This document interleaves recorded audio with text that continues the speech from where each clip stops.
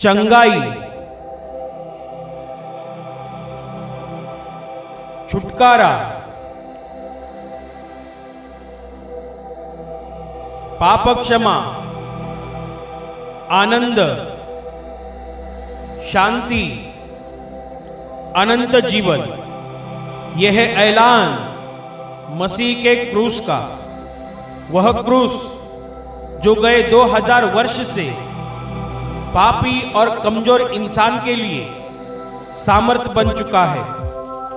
परमेश्वर का पुत्र यीशु मसीह इंसान बनकर 2000 साल पहले धरती पर आया और पापियों की मुक्ति के लिए क्रूस पर बलिदान किया और स्वर्ग के आशीषों को हम पापियों के लिए धरती पर लाया। इसलिए बाइबल कहती है कि परमेश्वर ने जगत से इतना प्रेम रखा कि उसने अपना इकलौता पुत्र दे दिया, ताकि जो कोई उस पर विश्वास करे वह नष्ट ना हो परंतु अनंत जीवन पाए।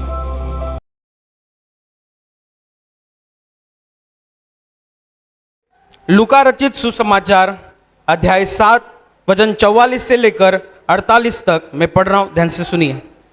और उस स्त्री की ओर फिरकर उसने शमौन से कहा, क्या तू इस स्त्री को देखता है? मैं तेरे घर में आया परंतु तूने मेरे पांव धोने के लिए पानी न दिया, पर इसने मेरे पांव आंसुओं से भिगोए और अपने बालों से पोंछा। तूने मुझे चुमा न दिया, पर जब से मैं आया हूं तब से इसने मेरे पांव को चूमना न छोड़ा। तूने मेरे सिर पर तेल नहीं मला, पर इसने मेरे पांवों पर इत्र मला है।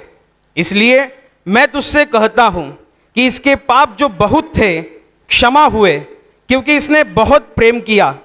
पर जिसका थोड़ा क्षमा हुआ है वह थोड़ा प्रेम करता है। और उसने स्त्री से कहा, तेरे पाप क्षमा हुए। Hallelujah, hallelujah, hallelujah, hallelujah, hallelujah. एक घटना बताई गई है जहां पर यीशु मसीह और उसके 12 चेले एक फरीसी के घर में खाने का आमंत्रण था उन्हें। तो यीशु और उसके 12 चेले उस फरीसी के घर में गए थे।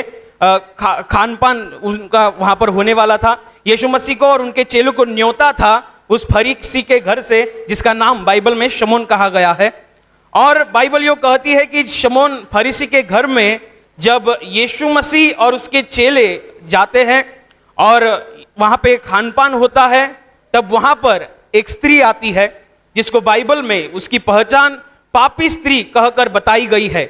जहां उसको लोग पापी समझते थे, उसका जीवन मान पापी था। और ये स्त्री उस घर में आती है, फरीसी के घर में। और बाइबल यो कहती है कि जब वह उस घर में आती है जहां पर यीशु है, तो यीशु मसीह के पैरों के पास वह खड़ी होकर रोती है और उसके आंखों से निकले हुए आंसू यीशु मसीह के पांव पर गिरते हैं। और जब वह आंसू पांव पर गिरते हैं तो यीशु मसीह के पांव को वह अपने बालों से पोंछती है। और बाइबल ये बताती है कि वो उसके पैरों को चूमती है।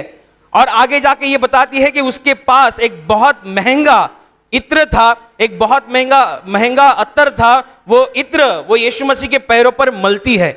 ये घटना जब होती है तब जिसने यीशु मसीह को न्योता दिया है खाने का, वो एक फरीसी इंसान था। फरीसी माने जो इज़राइल के यहूदी लोगों में से एक ऐसा समुदाय जो पुराने नियम के जो कानून है या पुराने नियम के जो आज्ञाएं हैं वो बड़ी ही कठोरता से वो मानते थे। ऐसा उनका जीवन मान था, ऐसा वो फरीसी था। और वो फरीसी यीशु मसीह को भविष्यद्वक्ता मानता था, यीशु मसीह को वो भविष्यद्वक्ता समझता था। और जब वह स्त्री यीशु के विषय में ये सब क्रिया कर रही थी कि जैसे कि वो अपने आंखों के आंसुओं से वो उसके पैर को धो रही थी, अपने बालों से वो पोंछ रही थी और उसके पैरों को वो चूम रही थी। और इतना ही नहीं, उसके पास जो सबसे महंगी वस्तु थी, सबसे महंगा इत्र था, वही उसने यीशु मसीह के पैरों पर मला। ये सब घटना देखकर ये शिमोन फरीसी अपने आप में अपने आप में वो सवाल में होता है कि ये क्या हो रहा है। अगर ये परमेश्वर की ओर से है, अगर ये सच्चा भविष्यद्वक्ता है, तो इसे मालूम होना चाहिए कि इसे स्पर्श करने वाली स्त्री कौन है, क्योंकि वहां के प्रांत के लोग ये भली भांति जानते थे कि ये स्त्री का जीवनमान पापी है। लोग उसको पापी कहकर जानते थे और उसका स्वभाव या बर्ताव या उसका चाल चलन एक पापी था। इसलिए बाइबल में उसकी जब पहचान बताई गई है तो पापिण स्त्री ऐसी बताई गई है। और ये सवाल में उठता है कि यीशु मसीह अगर सच्चा भविष्यद्वक्ता है, यीशु मसीह अगर परमेश्वर की ओर से आया हुआ है, तो इसे ये बात मालूम क्यों नहीं पड़ रही है कि इसे हाथ लगाने वाला कौन है, ये हाथ लगाने वाली स्त्री, इसका जीवन मन क्या है, इसका बर्ताव क्या है, इसका चाल चलन क्या है, ये इसे क्यों नहीं मालूम पड़ रहा है। लेकिन परमेश्वर तो हृदय को जानने वाला परमेश्वर है। शिमोन फरीसी के हृदय में जो सवालों का बड़ा अंबार लगा था, उसे भांपते हुए यीशु मसीह ने शिमोन फरीसी से कहा कि मैं तुझसे पूछता हूं, एक साहूकार के जो देनदार थे, एक के 50 और एक के 500 थे, दोनों को क्षमा किए जाते हैं, तो उन दोनों में से साहूकार के ऊपर ज्यादा प्रेम कौन करेगा, कौन ज्यादा प्रीति दिखाएगा? तो शिमोन फरीसी ने उत्तर दिया कि जिसको ज्यादा क्षमा हुआ है वो ज्यादा प्रीति करेगा या ज्यादा प्रेम करेगा। तो यीशु मसीह कहता है वैसे ही इस औरत ने, जैसे कि मैं तेरे घर में आया तो तूने मुझे पैर धोने के लिए पानी नहीं दिया, लेकिन ये घर पे आई तो इसने अपनी आंखों के आंसुओं के द्वारा मेरे पैर को धोया और अपने बालों से पोंछा है। मैं जब तेरे घर पर आया तो तूने मुझे प्रेम से आलिंगन नहीं दिया, तूने मुझे चूमा नहीं, लेकिन ये जब से आई है तब से मेरे पैर को चूमना उसने रोका नहीं है। जब मैं तेरे घर में आया तब तूने मुझे सर पर लगाने के लिए तेल नहीं दिया, लेकिन मैं यहां पर आया हूं तो ये अपने पास से सबसे महंगा इत्र ये मेरे पैरों को लगा रही है। तो जिसकी थोड़ी क्षमा होती है वो थोड़ा ही प्यार करता है, जिसको बहुतायत की क्षमा होती है वो बहुतायत का प्यार करता है, ऐसे यीशु मसीह बोलता है।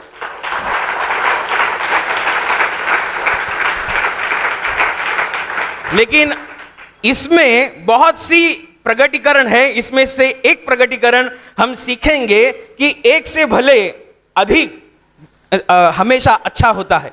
एक से भला अगर हम अधिक का करेंगे, जैसे कि कहावत है एक से भले दो, समुपदेशक की किताब में अध्याय 4 में भी लिखा गया है कि एक से दो अच्छे होते हैं। जब हम परमेश्वर के राज्य में चलते हैं तब हम किसी एक ही चीज को पकड़कर नहीं, हमें बहुतायत सी चीजों को पकड़कर परमेश्वर के राज्य में चलना पड़ता है। जब हम बहुतायत की चीजों को लेकर परमेश्वर के राज्य में चलते हैं तब परमेश्वर के राज्य से, स्वर्ग से आशीषों का हमारे ऊपर एक बहुत बड़ी बारिश होती है जब हम परमेश्वर के राज्य में बोते हैं। और हम ये सीखेंगे, लिखा है कि यीशु मसीह जिस घर पे था उस घर में वो फरीसी का घर था और उस इंसान ने यीशु मसीह को खाने का न्योता दिया था। लेकिन बाइबल में आगे जाके ये बताया गया है कि यीशु मसीह उससे कुछ कह रहा है, वो ऐसी चीजें कह रहा है जो चीजें वो कर सकता था, उसको करना उसके वश में था, वो कर सकता था, लेकिन उसने किया नहीं।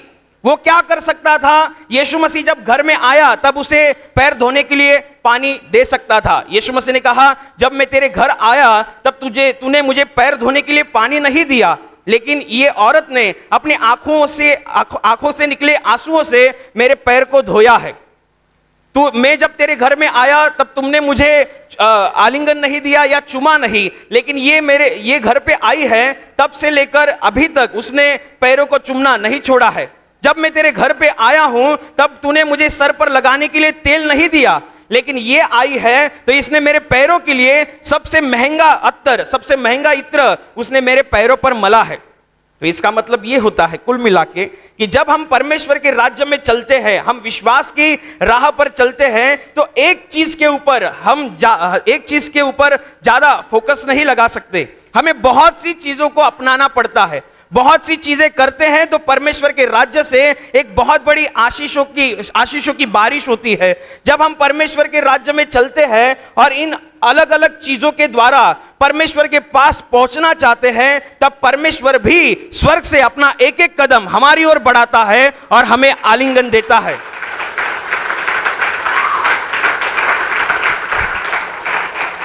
ये इंसान फरीसी था, ये इंसान 12 लोगों के खाने का खर्चा उठा सकता था। क्या उसको यीशु मसीह को सर पर लगाने के लिए तेल देना मुश्किल था? अगर वो 12 और यीशु मसीह पकड़ के 13 लोग हो गए, 13 लोगों का खाने का खर्चा अगर फरीसी उठा सकता है, तो यीशु मसीह के सिर को लगाने के लिए, तेल लगाने के लिए वो खर्चा वो उठा नहीं सकता था। अगर वो 12 लोगों का पकवान अपने घर में बना सकता है, तो यीशु मसीह के पैर धोने के लिए वो पानी नहीं दे सकता था? दे सकता था, वो कर सकता था, लेकिन उसने किया नहीं। उसने किया नहीं, इसलिए उन चीजों का उसको आशीष नहीं मिलती। जो चीज हम परमेश्वर के राज्य में बोते हैं, उन्हीं चीजों के हमें आशीष मिलती है। जो चीज हम परमेश्वर के राज्य में नहीं बोते हैं, उन चीजों की आशीष हमें नहीं मिलती है। जब होती है, किसी किसान की अगर जमीन होती है, तो जमीन ये नहीं देखती कि किसान की जरूरत क्या है, जमीन ये देखती है किसान के हाथ में बीज कितना है। जमीन ये देखती है। जब हम परमेश्वर का राज्य जो है वो बोने का राज्य है। परमेश्वर के राज्य में आप जितना कुछ बोते हैं वो 100 गुना हमें वापस मिलता है। परमेश्वर के राज्य में जो कुछ भी बोते हैं, बाइबल में तो ये लिखा गया है, गेहूं का दाना जब जमीन पर पड़कर मर जाता है तो वो बहुत फल लाता है। इसका मतलब परमेश्वर के राज्य में अगर हम एक चीज को बोते हैं, अगर हम एक चीज करते हैं, अगर परमेश्वर को पाने के लिए हम एक प्रयास करते हैं, तो उसका बहुत आशीष स्वर्ग से हमारे जीवन में उतरता है। बहुत आशीषें उतरती है। अगर आपको बहुत आशीषों का अनुभव अपने जीवन में करना है, तो आपको भी परमेश्वर के राज्य में बहुत सी चीजें बोनी पड़ती है। बहुत सी चीजें आप बो सकते हैं जो आप कर सकते। बहुत से इस इंसान की जो तकलीफ थी या इस इंसान की जो प्रॉब्लम था, वो ये प्रॉब्लम था कि वो कर सकता था लेकिन उसने किया नहीं। बहुत से लोग विश्वासी तो होते हैं, बहुत से लोग यीशु मसीह को जानना तो चाहते हैं, लेकिन वो अपने जीवन में परमेश्वर को पाने के लिए बहुत सी चीजें कर सकते हैं लेकिन करते नहीं है।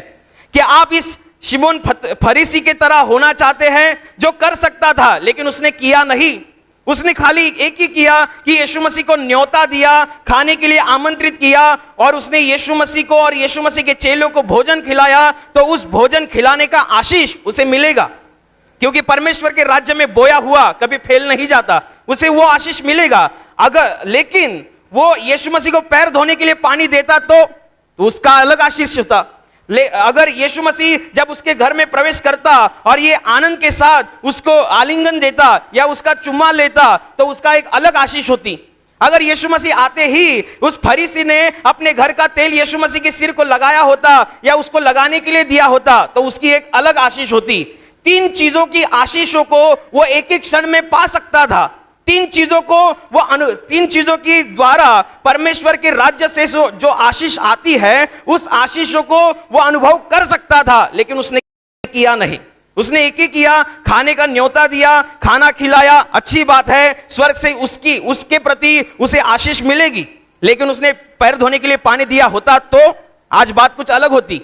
लेकिन उसने सर पर लगाने के लिए तेल दिया होता तो आज बात अलग होती। लेकिन उसने जब यीशु मसीह उसके घर में आया तो प्यार से आनंद के साथ उसे आलिंगन देकर चुम्मा दिया होता तो आज बात कुछ अलग होती। लेकिन ऐसा हुआ नहीं। बहुत से लोग विश्वासी तो होते हैं और अपने जीवन में परमेश्वर को पाने के लिए, परमेश्वर के राज्य की महिमा को पाने के लिए बहुत सी चीजें कर सकते हैं लेकिन करते नहीं है। बहुत से लोग प्रार्थना कर सकते हैं घर में बैठकर लेकिन करते नहीं है। बाइबल पढ़ने के लिए टाइम है लेकिन पढ़ते नहीं है। प्रार्थना सभा में आने के लिए टाइम है लेकिन आते नहीं है। बहुत सी चीजें हैं। विश्वास है, फरीसी का भी यीशु मसीह पर विश्वास था। यीशु मसीह को वो भविष्यद्वक्ता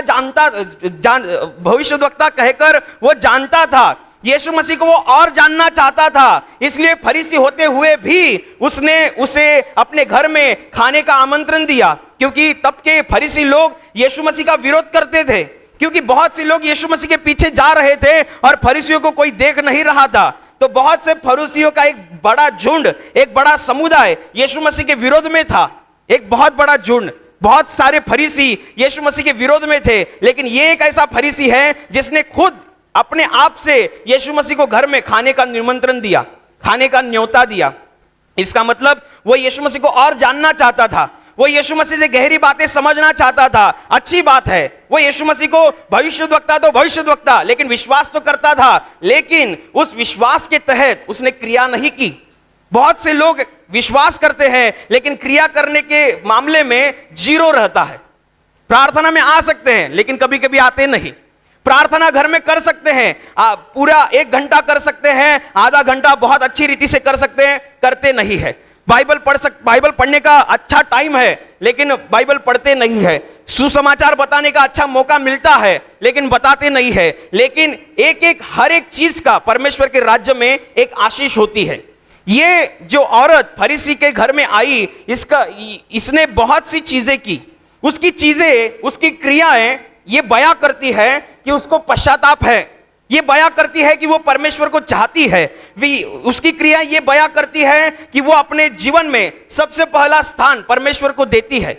वो संसार के लोग, उसके प्रांत के लोग उसको पापी समझते थे और वो फरीसी के घर में आई और यीशु मसीह के पैर के पीछे खड़ी हो गई, सामने नहीं आई, पैर के पीछे खड़ी हो गई और रो रही थी। उसका रोना यह बयां करता है कि उसको पापों का पश्चाताप है। वो रो रही है और उसके आंखों से निकला हर एक आंसू यीशु मसीह के पवित्र पैरों पर गिर रहा है। वो देख रही है कि पैर भीग रहे हैं। वो अपने आप को इतना नम्र करती है कि अपने बालों से वो उसके पैर को पोंछती है। इतना ही नहीं, पैर को पोंछने के बाद वो पैर का आदर पूर्वक और प्रेम पूर्वक वो चुंबन लेती है और बाद में अपने पास का सबसे महंगा इत्र, बाइबल यो कहती है उस इत्र की कीमत कम से कम 300 दिनार थी, यानी कि 1 दिनार यानी 1 दिन की कमाई। 300 दिनार यानी 300 दिन की कमाई, लगभग 1 साल की कमाई में, जो 1 साल की कमाई से जो इत्र आता है, उस इत्र को यीशु मसीह के पैरों पर लगा दिया। लेकिन ये फरीसी यीशु मसीह को सर को लगाने के लिए तेल भी नहीं दे पाया। दे सकता था, कर सकता था। 13 लोगों का खर्चा वो उठा सकता है, तेल लगाने का खर्चा नहीं उठा सकता। 12 लोगों का पकवान उसके घर में पक सकता है, इसका मतलब पानी बराबर है उसके घर में, तो यीशु मसीह को पैर धोने के लिए पानी नहीं दे सकता था? दे सकता था। तो आप खुद को इस फरीसी के समान मत करो। आप जो कर सकते हैं वो करते रहो, क्योंकि परमेश्वर के राज्य में बोया हुआ हर एक बीज बहुत फल लाता है स्वर्ग से।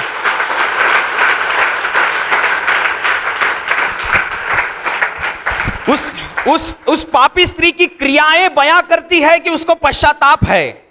उस पापी स्त्री की क्रियाएं बताती है कि वो परमेश्वर से प्रेम करती है। उस पापी स्त्री की क्रियाएं बताती है कि ये मेरे जीवन में अगर सबसे पहला स्थान अगर किसी का है तो यही इंसान का है, ये यीशु मसीह का है, क्योंकि इतना महंगा इत्र, इतना महंगा तेल उसने यीशु मसीह के पैर को लगाया। वो यीशु मसीह, इसका मतलब वो इस बात से ये बयां करना चाहती है कि ये जो महंगा इत्र है, इससे अधिक तुम मेरे जीवन में ज्यादा महत्व रखता है, इससे अधिक तुम मेरे जीवन में ज्यादा इंपॉर्टेंट रखता है। हम परमेश्वर के राज्य में जितना अधिक बोते रहेंगे उतना अधिक हमें परमेश्वर के राज्य से आशीष मिलती रहेगी। अगर हम बोएंगे नहीं, जो कर सकते हैं वो तो करो। बहुत से लोगों का परमेश्वर का राज्य बहुत बड़ा है। परमेश्वर का राज्य एक से अधिक बहुत अच्छा होता है, या एक से भले 2 ऐसा लिखा गया है। आप एक ही चीज में कई लोग बाइबल पढ़ते हैं लेकिन प्रार्थना नहीं करते हैं। एक ही चीज को बाइबल पढ़ने का आशीष मिलेगा लेकिन प्रार्थना करके जो होने वाला है वो नहीं होगा। बहुत से लोग प्रार्थना करते हैं लेकिन बाइबल पढ़ना कुछ नहीं है, तो प्रार्थना करने की आशीष मिलेगी लेकिन बाइबल पढ़ के जो आप परमेश्वर का ज्ञान लेने वाले थे, परमेश्वर का पवित्र आत्मा जो आपको समझाने वाला था, वो आप नहीं समझ पाएंगे। तो आपके जीवन में आप अपने आप में सोचो कि मैं मेरे जीवन से परमेश्वर को पाने के लिए, परमेश्वर के पास जाने के लिए क्या क्या कर सकता हूं। बहुत सी चीजें, छोटी छोटी चीजें होती हैं, वे लोग अनदेखा करते हैं। उस फरीसी ने अनदेखा किया। उसको ऐसे लगा मैं तो फरीसी हूं और मैं तो खाने का खर्चा उठा रहा हूं, ये लोगों को बुला रहा हूं, खा तो रहे हैं ना, अरे अच्छी बात है, खाने का तुझे आशीष मिलेगी। आप प्रार्थना करते हैं, प्रार्थना की आशीष मिलेगी, लेकिन बाइबल पढ़ने से आपको जो आशीष मिलने वाली थी वो नहीं मिलेगी अगर आप बाइबल नहीं पढ़ेंगे। अगर आप प्रार्थना करते हैं, बाइबल पढ़ते हैं, लेकिन प्रार्थना सभा में आकर प्रार्थना में हिस्सा नहीं लेते हैं, तो प्रार्थना करने का, बाइबल पढ़ने का आशीष मिलेगी, लेकिन प्रार्थना सभा में आने के बाद परमेश्वर का जो अनुग्रह और महिमा उतरती है उसका अनुभव आप नहीं कर पाएंगे। आपको हर एक चीज का अनुभव चाहिए। आप हर एक चीज परमेश्वर के राज्य में बो। जितना आप बोएंगे उतनी उससे कई गुना ज्यादा आपको परमेश्वर के राज्य से फल मिलेगा, उतना कई गुना ज्यादा परमेश्वर के राज्य से आपको प्रतिफल मिलेगा।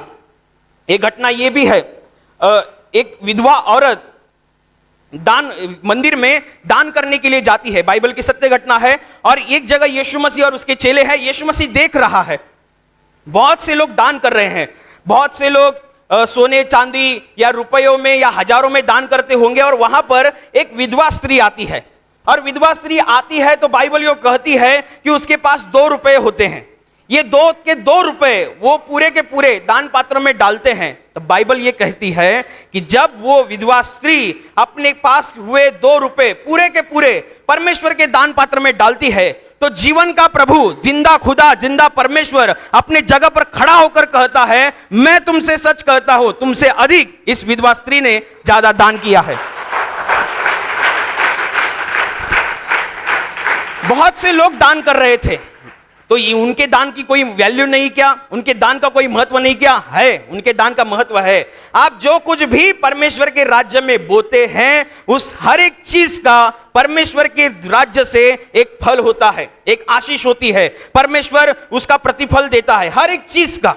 बहुत से लोगों ने दिया, उनको उनकी चीज का मिलेगा, लेकिन इस औरत का कुछ अलग था, क्योंकि यीशु मसीह ने कहा कि लोगों ने अपनी कमाई से परमेश्वर को दान किया है, लेकिन इस औरत ने अपनी सारी उपजीविका परमेश्वर के दान पात्र में डाली है। जो जिन पैसों पर उसका अगले दिनों का खर्चा चलने वाला था, जिन पैसों पर उसका महीने का आगे का खर्चा निकलने वाला था, उस पैसों को उसने परमेश्वर के राज्य में दान किया। उसने ये नहीं सोचा कि आगे के दिन मेरे कैसे जाएंगे, क्योंकि उसका विश्वास था कि जिसके दान पात्र में मैं दान कर रही हूं, वो परमेश्वर मेरी आगे की जरूरतों को संभालेगा।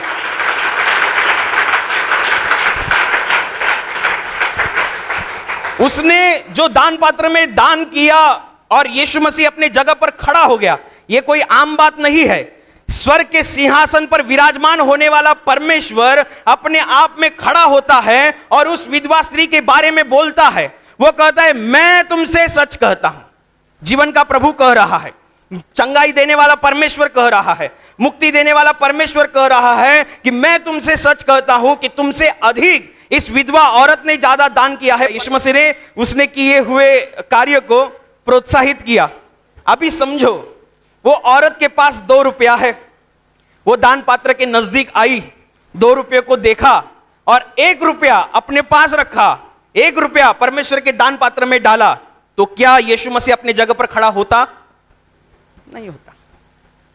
क्योंकि उस औरत ने अगर 2 रुपए में से 1 रुपया दान किया है, 1 रुपया अपने पास संभाले हुए चिंता के कारण रखा है, तो जो 1 रुपया उसने दान किया है उसका आशीष तो उसे मिलेगी, क्योंकि परमेश्वर के राज्य में बोई हुई हर एक चीज स्वर्ग के द्वारा फल देती है। परमेश्वर उसका हर एक चीज का आशीष देता है। तो 2 रुपए में से अगर 1 रुपया दान पात्र में डालती, 1 रुपया अपने आप में रखती, कुछ बिगड़ता नहीं, चल जाता, क्योंकि उसने जो कुछ भी किया है परमेश्वर का कार्य आगे जाने के लिए किया है, परमेश्वर का कार्य बढ़ने के लिए किया है। तो उसने 1 रुपया अपने आप में से, अपनी कमाई में से, अपनी उपजीविका में से उसने परमेश्वर के राज्य में डाला है, तो उस 1 रुपये की आशीष, उस 1 रुपये का फल परमेश्वर के राज्य से उसे मिलता जरूर। लेकिन यीशु मसीह अपनी जगह पर खड़ा नहीं होता, यीशु मसीह खड़ा हुआ। क्यों? क्योंकि वहां पे जो लोग दान कर रहे थे, उन दानों की क्रियाओं में ये विधवा स्त्री की क्रिया सबसे अलग और सबसे महत्वपूर्ण थी। वो दान केवल दान नहीं था, बाइबल के अनुसार वह दान त्यागपूर्ण दान था। उसके दान के पीछे त्याग की परिभाषाएं थी। वो ये नहीं सोच रही थी कि मैं मेरे पूरा खर्चा जिसमें चलने वाला है मैं सब डाल रही हूं, मेरा आगे जाके क्या होगा। नहीं, उसके पीछे त्याग की भाषा है, उसके दान के पीछे त्याग है, उसके दान के पीछे जीवित परमेश्वर के सामर्थ्य के ऊपर का विश्वास है, उसके दान के पीछे सच्चे परमेश्वर के वचनों के ऊपर का विश्वास है। और इसी विश्वास के तहत उसने अपनी जीविका परमेश्वर के दान पात्र में दान कर दी और यीशु मसीह खड़ा हुआ। दान करना ये एक बात हुई, त्यागपूर्ण दान करना ये 2 बात हुई। एक चीज पे डिपेंड मत रहो, 2-2, 3-3, 4-4 जितने आप कर सकते हैं उतनी करो। जितना करेंगे उतनी ज्यादा आशीषें, उतना ज्यादा फल हमें परमेश्वर के राज्य से मिलता है। कि एक ही चीज के ऊपर बहुत से लोग प्रार्थना ही करते हैं, बाइबल पढ़ते नहीं है।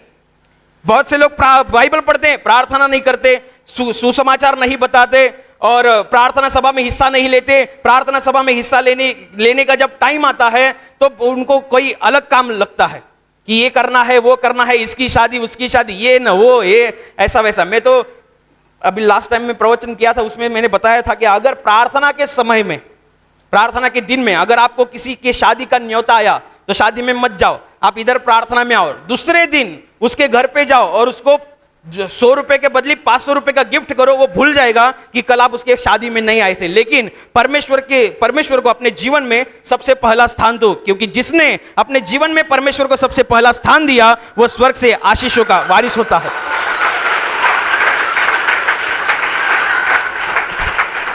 एक से भले दो, मैं कहूंगा एक से भले अधिक आप कई कर सकते। परमेश्वर का राज्य बोने वाला राज्य है, इतना बोने वाला है कि आप उसको नाप नहीं सकते कि उसकी बोने की जमीन कितनी है। अगर आपके पास 100 एकड़ जमीन होगी तो 100 के 100 एकड़ में आप चावल की खेती करेंगे, अलग अलग नहीं करेंगे। आप खाली चावल का ही अनाज उगाएंगे और कुछ नहीं करेंगे। आप खाली गेहूं की फसल बोएंगे और कुछ नहीं करेंगे। 100 एकड़ जमीन पड़ी है तो 100 के 100 एकड़ में थोड़ी चावल लगाएगा, ये सादा गणित है।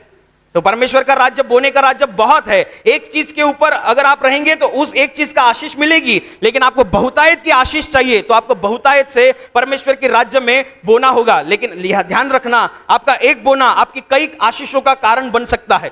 आपका एक बोना, गए शुक्रवार को यहां पे बस बंद थी, बहुत से लोग स्टेशन से यहां तक चलकर आए और मैंने यहां तक भी सुना है कि जो लोग वहां से यहां तक चलकर आए उनकी कुछ बीमारी थी, वो विश्वास के साथ उस स्टेशन से यहां तक चलकर आए और चलने के दौरान ही उनकी बीमारी निकल गई। ऐसी गवाही का अनुभव उन्होंने किया।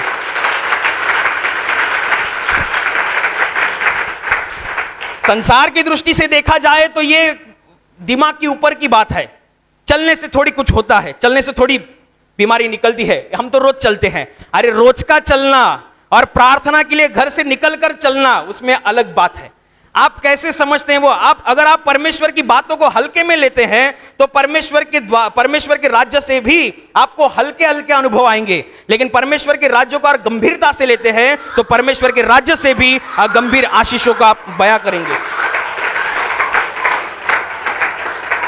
चल घर से निकलकर प्रार्थना सभा तक आने की, जब हम आते हैं, जब हम चलते हैं तो हर एक कदम की एक कीमत होती है, हर एक कदम की एक ताकत होती है। और इसलिए उस दिन, शुक्रवार के दिन, जो लोग नाईगांव से यहां तक चलकर आए उनकी ताकत को उन्होंने पहचाना कि हम अगर चल रहे हैं तो इसलिए चल रहे हैं कि हम प्रभु से मिल सके, हम इसलिए चल रहे हैं कि हम परमेश्वर के वचनों को सुन सके।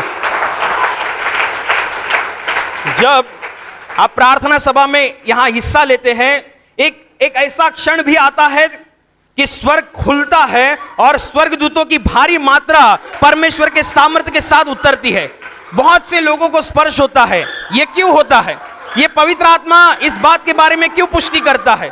इसके पीछे ये कारण है कि यहां पर बहुत सी चीजें की जाती है। यहां केवल चंगाई की प्रार्थना नहीं होती कि लोग आए, चंगाई की प्रार्थना ली, चले गए। नहीं, यहां पर आराधना होती है, यहां पर परमेश्वर के गुणगान गाए जाते हैं, यहां पर परमेश्वर के वचनों का प्रकटीकरण किया जाता है, यहां पर परमेश्वर के आनंद की और प्यार की गवाहियां दी जाती है। तब जाकर परमेश्वर के हृदय को आनंद होता है और परमेश्वर आशीषों की बारिश इस केंद्र में भेजता है।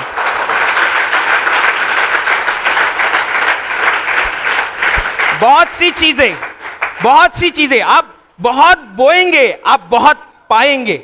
आप कम बोएंगे, कम पाएंगे। ध्यान रखना, परमेश्वर का राज्य बोने वाला राज्य है। आप जितना बोएंगे उतना आप पाएंगे। लेकिन जब हम, याद रखना कि जब हम एक बीज को बोते हैं तो वो कई फलों को लाने की ताकत रखता है। अब जो कुछ भी कर रहे हैं उसकी खुद की ताकत को समझो कि आप प्रार्थना सभा में हिस्सा ले रहे हैं, यानी कि ऐसा नहीं कि आप ऐसी किसी जगह जैसे लेक्चर होता है या कोई सेमिनार होता है वहां पर जाके लोग बैठते हैं, वैसा ये नहीं है। ये प्रार्थना सभा यानी कि जीवित परमेश्वर से मेल मिलाप करना, ये प्रार्थना सभा यानी कि परमेश्वर के बाहों में जाना, ये प्रार्थना सभा यानी कि परमेश्वर के आशीषों में बने रहना।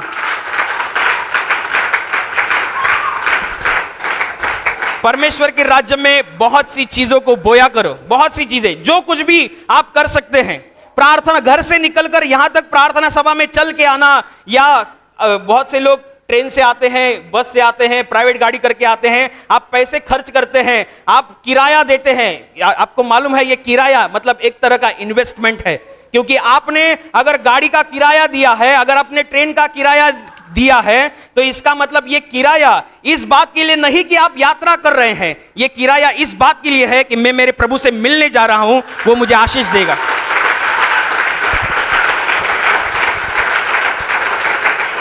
परमेश्वर के राज्य में बोने की हर एक ताकत को समझो, हर एक ताकत को, कि प्रार्थना करना यह अपने आप में एक अनोखी बात है, परमेश्वर की आराधना करना यह अपने आप में अनोखी बात है, परमेश्वर की बाइबल को पढ़ना यानी कि उसके वचनों को पढ़ना, उसकी कार्य प्रणाली को समझना, उसके हृदय को समझना, यह अपने आप में अलग बात है। परमेश्वर के भवन में आकर उसकी सेवा करना यह अपने आप में अलग बात है। किसी को परमेश्वर के राज्य में सुसमाचार बताना यह अपने आप में अलग बात है। किसी को परमेश्वर के राज्य तक यहां तक लेके आना और परमेश्वर से उनका मेल मिलाप करवाना यह अपने आप में अलग बात है। परमेश्वर के राज्य में बोई हुई हर एक चीज अपने आप में आशीषों को बयां करती है, अपने आप में वो आशीषों को लाती है। आप जो कर सकते हैं वो तो करो, बाकी का बाद में देखेंगे। जो कर सकते हैं, क्या आप रविवार के दिन आपको छुट्टी होती है, क्या आप प्रार्थना सभा में आ सकते हैं? हाँ, आ सकते हैं, लेकिन आप क्या कर रहे हैं? अगर आप घर पे सो रहे हैं, अगर आप आराम कर रहे हैं, तो इसका मतलब आप जो कर जो परमेश्वर से आशीष को पा सकते थे वो आप पाएंगे नहीं। क्या कर सकते हैं आप परमेश्वर से अधिक मेल मिलाप बढ़ने के लिए, परमेश्वर के पास अधिक जाने के लिए, परमेश्वर का अनुभव अधिक नजदीक से लेने के लिए आप क्या क्या कर सकते हैं? आप अपने आप से पूछो, अपनी आत्मा से पूछो कि मैं क्या कर सकता हूं। क्या मैं बाइबल पढ़ सकता हूं? परमेश्वर ने मुझे वक्त दिया है, हाँ पढ़ो। क्या मैं प्रार्थना कर सकता हूं? हाँ करो। क्या मैं प्रार्थना सभा में हिस्सा ले सकता हूं? हाँ करो। क्या मैं किसी को प्रार्थना सभा तक ला सकता हूं? हाँ करो। क्या मैं किसी की मदद कर सकता हूं? हाँ करो। जितना करेंगे उतना ज्यादा स्वर्ग से आपके जीवन में आशीष उतरेंगी। हर एक चीज की परमेश्वर के राज्य में वैल्यू है, हर एक चीज परमेश्वर के राज्य में कुछ बयां करती है, हर एक चीज।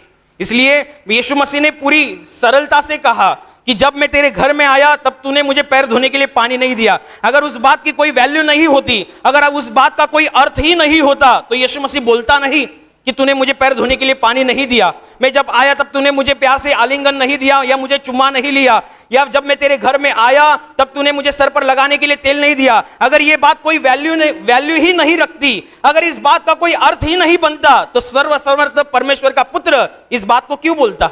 इस बात में कुछ अर्थ है। छोटी छोटी बातें दिखती है। फरीसी भी सोचता होगा, अरे हाँ ये तो मैं कर सकता था, अगर मैं 12 लोगों का पकवान घर में पका सकता हूं, इतना पानी मेरे घर में है, मैं दे सकता था। अरे बाप रे, ये तो चूक गया मेरे से। अगर मैं यीशु मसीह और उसके चेलों का खाने का खर्चा उठा सकता हूं, तो मैं यीशु मसीह को सर पर लगाने के लिए तेल दे सकता था। अरे मैंने दिया नहीं। यीशु मसीह जब घर पे आया तब मैं उसको आलिंगन दे सकता था और उसे चुम्मा दे सकता था। अरे मैंने किया नहीं। आलिंगन देना और चुम्मा देना क्या पहाड़ उठाने वाली बात है? आराम से हो सकता था, लेकिन उसने किया नहीं। वो फरीसी था, 12 लोगों 13 लोगों का खाना वो बना रहा था, तो वो खुद थोड़ी बना रहा था, उसके घर में नौकर चाकर होंगे, वो अमीर इंसान था। तो इसका मतलब वो चीज वो पूरी सहजता से कर सकता था, लेकिन उसने किया नहीं। नासमझी के कारण, आत्मिक नासमझी के कारण उसने वो किया नहीं। इसलिए आप जब कभी परमेश्वर के राज्य में चलते हैं, आप विश्वास के मार्ग पर चलते हैं, तो अपने आप से ये पूछते रहो, मैं और क्या कर सकता हूं, मैं और क्या परमेश्वर के राज्य में बो सकता हूं, ताकि मेरा और मेरा परिवार, मेरा घराना परमेश्वर के आशीषों से भर जाए और तृप्त हो जाए। हालेलुया। और अभी प्रार्थना करने का समय है। प्रभु यीशु मसीह ने कहा, यद्यपि तुम मेरे नाम से कुछ मांगोगे तो वह परमेश्वर की महिमा के लिए तुम्हें दिया जाएगा। हाँ, उसका वचन यही सत्य है। वह अपने वचनों को पूरा करना जानता है, वह अपने वचनों को पूरा करने की सामर्थ रखता है। इसलिए हम उसके वचनों पर और सामर्थ के ऊपर विश्वास रखते हुए विश्वास के द्वारा प्रार्थना करेंगे। आपके जिस हिस्से पर बीमारी है उस हिस्से पर हाथ रखिए, और वहाँ हाथ नहीं रख सकते तो अपने सीने पर हाथ रखिए। आपके जीवन में से और शरीर में से हर एक दुख, तकलीफ, बीमारी प्रभु यीशु मसीह के पवित्र नाम इसी क्षण नष्ट हो जाए। आपके जीवन के बंधन और श्राप प्रभु यीशु मसीह ने बहाए हुए पवित्र लहू के द्वारा इसी क्षण टूट जाए। आपके जीवन की समस्या और शैतान का भयावह अंधार प्रभु यीशु मसीह के दिव्य और पवित्र प्रकाश के द्वारा इसी क्षण नष्ट हो जाए। आप पर, आपके परिवार के ऊपर प्रभु यीशु मसीह के महान आशीष आए। आमीन।